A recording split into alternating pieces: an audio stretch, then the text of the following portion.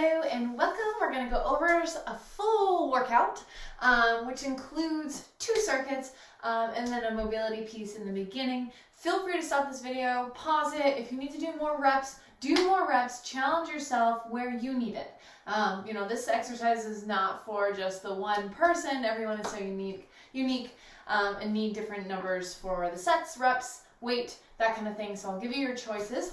But let's start with the warm-up. So I'm going to have us start with a chair. And so we're going to go into some mountain climbers, elevated spider mountain climbers. So that means you're bringing your hands on top, your shoulders are right over your wrist here. We're going to step to the side of the chair, shift our weight forward, then step back into like a downward dog. Step forward, step back, step forward, step back. Okay, so once you kind of get that groove, feel free to add your little twist to it, hold it, whichever you want. We're going to go for about a minute here, so keep moving that body. Lengthen those hamstrings, lengthen the legs. Good. And of course, breathe. Exhale whenever you step forward. Would be a great thing to do. Inhale back up. Okay, and so we got about 10 seconds from here.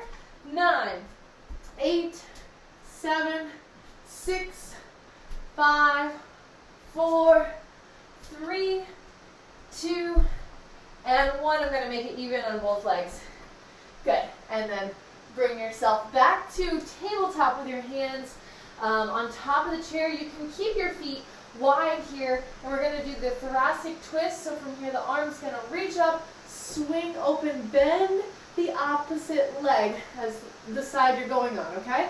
So inhale down, exhale open. If that doesn't feel good or feel right, then what I would say next is step your left foot forward as the right arm swings, okay? And that's going to give you a little bit more. So if we're together now, let's go for 5 and 4. Don't hit anything like I am. 3, 2, and 1. Good stretch there, okay? Switch hands, switch feet, or stay in your square stance. Okay, and inhale, open, exhale, close. Inhale, exhale. Another 5, and 4, and 3, and 2, and 1. Good. Both hands on top of the chair or step and just hinge yourself over, relax the body. Good. Bend the knees and roll yourself back up, all the way up. Lift your head and roll your shoulders back for 4, 3, 2, and 1. I'm going to add one more stretch for us here. You can use a block, ball, pillow, stuffed animal, whatever you have, a pen, okay? And what we're going to do is bring that block above our head and swing it behind the back in this one direction, opening up the shoulders and feeling the back muscles work. So keep going for another 5. Oh, jeez. Okay, here we go. 5, 4, 3, 2, 1. And we'll go the other way for a couple extra just because, my block doesn't want to stay in my hands. Okay, here we go. Another 6 and 5, 4, 3, 2, 1. Good job. Okay, shake it out. That's a great arm workout. Feel free, again, pause the video, go through that warm-up one more time if you're not feeling it.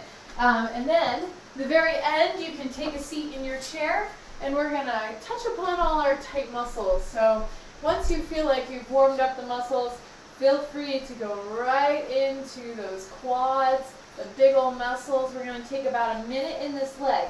So I like to start on the big muscle on that lateral side of your leg, then work into the middle, and then go on the inside and take your time here. We're going to do this at the end too, so I'm kind of just showing you quickly at the very end of your workout, get deeper into this, let your muscles relax, okay? So this whole leg is just trying to chill out while we do this. And I will say, get into your calf as well. Again, try not to hold too much tension in the leg. Sometimes it can be hard to get your calf muscles just relaxed. So sometimes I'll bring it on the inside here and just get low in that Achilles tendon area. Up the belly of the calf, so you can kind of bring your leg up. Oh, get it right in the calf muscle, all the sides, and the outer side of the leg. Good. Okay, and then of course the hamstring up and down there. Again, you can do this, you know, in different positions. You can do it seated on the floor. Personally, I like it in a chair just because I feel like I have better leverage. Okay, now let's drive into the other leg.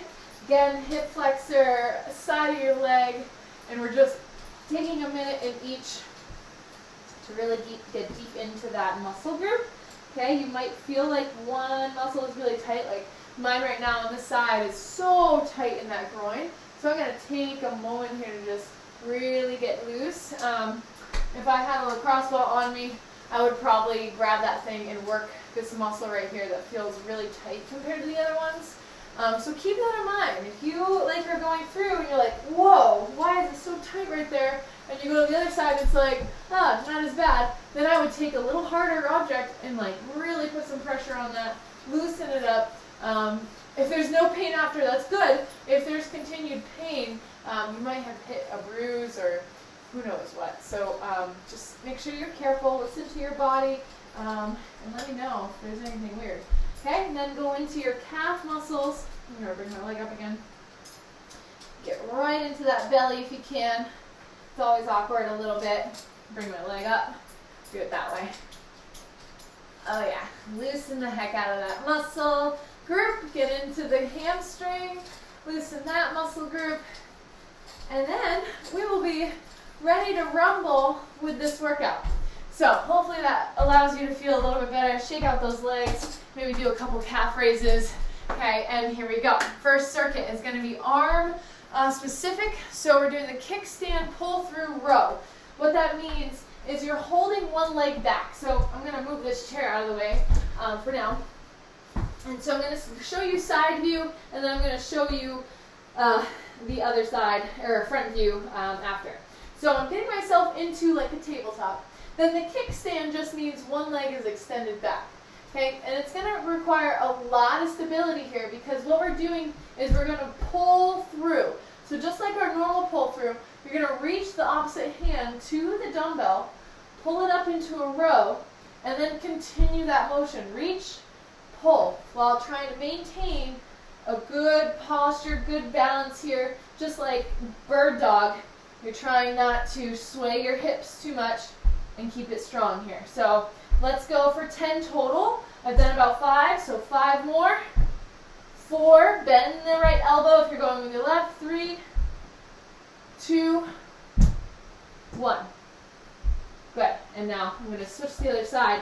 And just to kind of keep your brain in this game here, extended leg, same arm is going to be doing the work. Okay, so you're coming up on the side that has the leg extended. So reach across, exhale, pull, reach, pull, okay?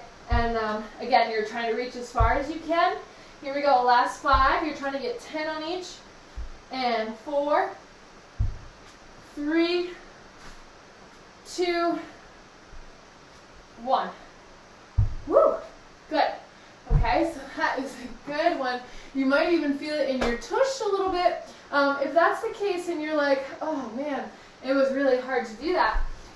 First of all, just try to just lift the leg next time while you do it instead of bring the leg to the floor. Because that might actually get your abs to work like they're supposed to. But you can also bring yourself all the way in tabletop and not do the kickstand and just focus on the row, pull through row. Okay, so next up we have our overhead alternating arms lowers. So I like to do this kneeling just because I'm already there, might as well stay. You're going to reach your arms up overhead, nice long spine. Do this seated if your knees hurt in kneeling position. Okay, and then from here I'm lowering one arm down to my side, lifting back up. Lowering the other arm down to your side and back up. While you do this, if you start to feel clicking in the shoulder, which you may, and it's totally normal, I would much rather you go just halfway to shoulder height and control back up. Shoulder height and control. And that way you're focusing on one muscle group at a time rather than focusing on the other. So we have about 12 of these total. Okay, so back and forth. Let's just do 4 more. Exhale up. Exhale up. Exhale up. Last one. Whew. Good. And bring it down. Oh yeah, getting those shoulders. Okay, and so then the last one, you're going to come up into standing position and do a little balance. So you can do a single leg or not. Okay, if you're not doing single leg balance with your curls, then what I would have you do is do the run, the runner's jog, if you will. So you're doing your curl at the same time opposite knee is coming up, and I'm just lifting my heel up. So it's just a paddle of my feet, okay, just like this. Try not to hyperextend your arm, and you're going for 20, 19, 18, 17, 16, 15, 14, 13, 12, 11, 10, 9, 8, 7, 6, 5, 4, 3, 2, 1, and rest. I didn't give you the chance to get the single leg, so if you're doing single leg, it's double arm, and you're just doing 10, and then you'll switch another 10 on the other side, okay? And of course, you can keep going if this is not enough. You will feel that heart rate go, and that's exactly what we want. So this usually requires 2 sets. I'm only going through 1 set, so pause the video or rewind and replay, and you can go through that circuit again. You should be able to remember it. You got this. Okay, next up, circuit 2. We have our core. So first is the dead bugs, then we have a plank with a crossover kick, and then finally you have your bridge with a march. So what we're going to do is move that out of the way a little bit more, and dead bug. So I'm going to show you without the ball, just in case you don't have your equipment with you, and that is perfectly fine.